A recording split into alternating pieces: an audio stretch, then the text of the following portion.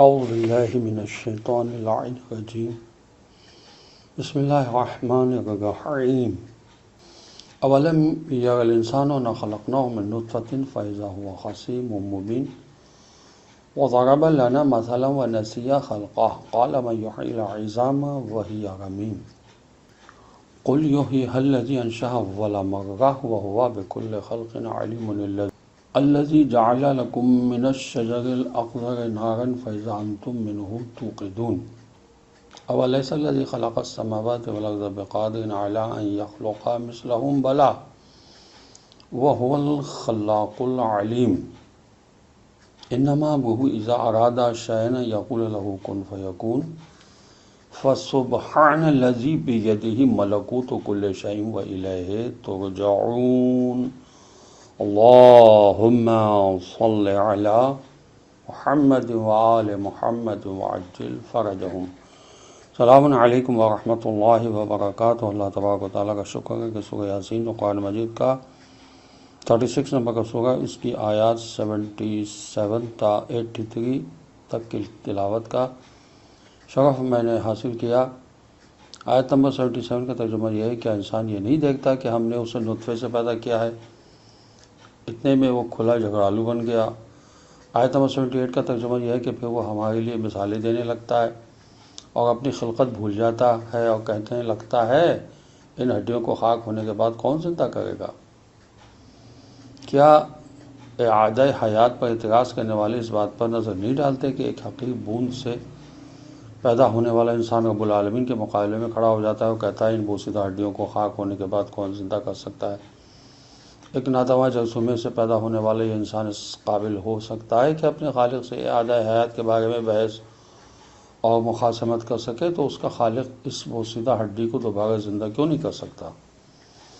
پھر ارشاد ہوا کہ وَضَرَبَ لَنَا مَثَلًا وَنَسِیَ خَلْقَهُ، وہ ہمارے لیے مثالیں دیتا ہے کہ ہڈی کے خاک ہونے کے بعد اسے کون زندہ کر سکتا ہے، اور اپنی خلقت کو بھول جاتا ہے کہ وہ بھی تو اسی خاک سے پیدا ہوا ہے۔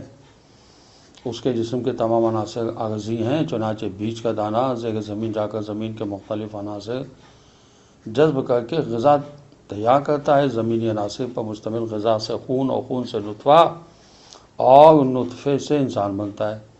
کیا انسان اس بات کو بھول گیا کہ اس کا وجود اسی غمیم خاک کا مرہون منت ہے؟ پھر ارشاد 79 آیت میں یہ ہوا کہ کہہ دیجئے انہیں وہی زندہ کرے گا جس نے انہیں پہلی بار پیدا کیا تھا، اور وہ ہر قسم کی تخلیق کو خوب جانتا ہے۔ کہہ دیجئے یعنی جس ذات نے پہلی بار انشاء کیا ہے وہ احیاء پر بہتر قادر ہے۔ انشاء عدم میں محض سے وجود دینے کو کہتے ہیں، اور احیاء موجود چیز میں زندگی پیدا کرنے کو کہتے ہیں۔ جو ذات عدم سے ایجاد پر قادر ہے وہ غمیم کو زندہ کرنے پر بہتر قادر ہے۔ عدم سے غمیم 1000 درجے بہتر ہے، چونکہ عدم اور غمیم میں عدم اور وجود کا فرق ہے۔ روایت میں آیا شام کے ایک یہودی عالم نے حضرت امیر المومنین علیہ السلام سے کہا، حضرت ابراہیم علیہ السلام نے کافر کو اپنی نبوت پر دلیل و برہان قائم کر کے مبہوت و متحیر کر دیا تھا۔ حضرت علیہ السلام نے فرمایا حضرت محمد صلی اللہ علیہ وسلم نے بھی ایسا کیا ہے۔ ایک منکر قیامت ابی بن خلف الجمحی آپ کے پاس آتا ہے، اس کے پاس ایک بوسیدہ ہڈی تھی، اس نے اس کو غذا کر دیا اور کہا اے محمد صلی اللہ علیہ وسلم من یحیی العظام وہی رمیم، اس ہڈی کے خاک ہونے کے بعد اسے کون زندہ کرے گا؟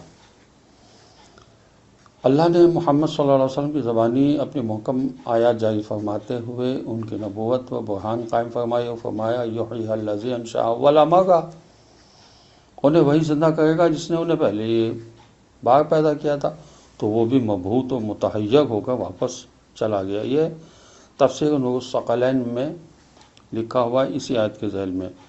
پھر آیت میں ارشاد ہوا کہ وَهُوَ بِكُلِّ خَلْقٍ عَلِيمٌ، خلق کی ابتدا ہو یا اعادہ تخلیق، راز خلقت کے مالک کو کسی قسم کی تخلیق میں کوئی دشواری پیش نہیں آتی۔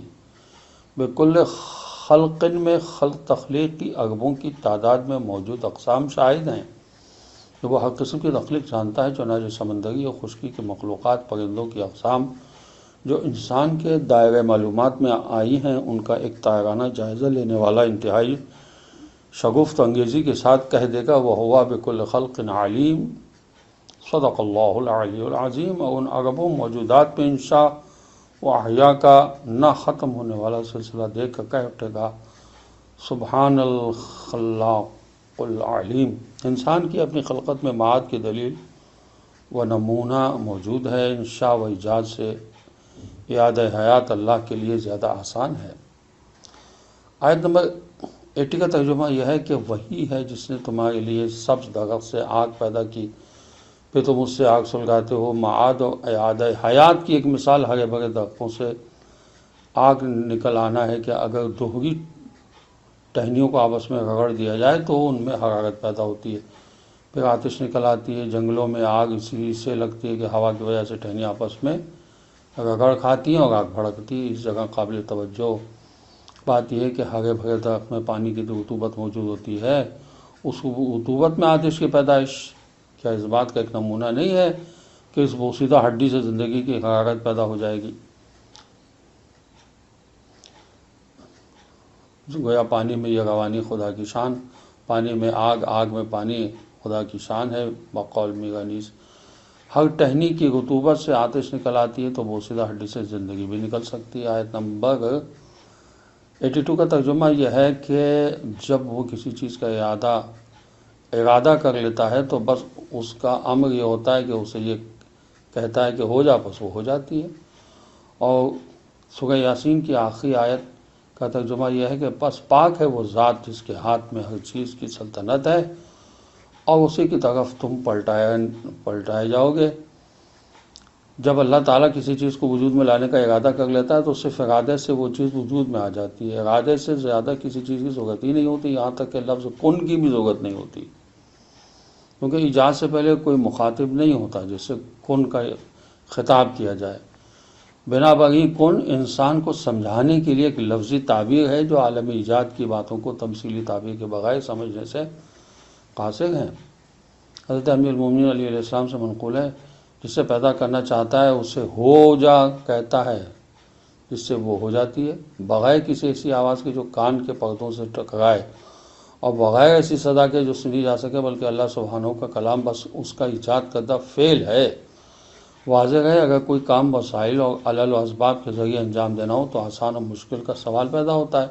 سادہ اور کم علل و اسباب والا کام آسان اور زیادہ اور پیچیدہ علل و اسباب والا کام مشکل ہو جاتا ہے۔ اللہ تعالیٰ کسی علل و اسباب کا محتاج نہیں ہے۔ وہ کسی کام کو انجام دینا چاہتا ہے تو صرف ایک ارادہ کافی ہے اور اللہ کا ارادہ تکوینی حتمی طور پر نافذ العمل ہو جاتا ہے۔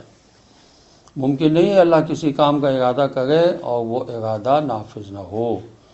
اس آیت میں یہ بتانا مقصود ہے کہ اعادہ حیات کے لیے اللہ کا ایک ارادہ کافی ہے۔ فسبحان الذی بیدہ ملکوت صیغہ مبالغہ ہے ملک کا، جیسے رحمتن کا صیغہ مبالغہ ہے۔ آیت کا مطلب یہ بنتا ہے پاکیزہ ہے وہ ذات جس کے قبضہ قدرت میں ہر شے کی حقیقی ملکیت ہے، اور اللہ پر شے پر ہر قسم کا تصرف کر سکتا ہے، اور اللہ ہی ہر شے پر ہر قسم کا تصرف کر سکتا ہے، اسے وجود میں لا سکتا ہے، ختم کر سکتا ہے اور دوبارہ زندہ کر سکتا ہے۔ ہر قسم کی قدرت اس کے پاس ہے۔ خدا ہمیں قرآن کو سمجھنے اور اس پر عمل کرنے کی توفیق عطا فرمائے۔ السلام علیکم ورحمۃ اللہ وبرکاتہ۔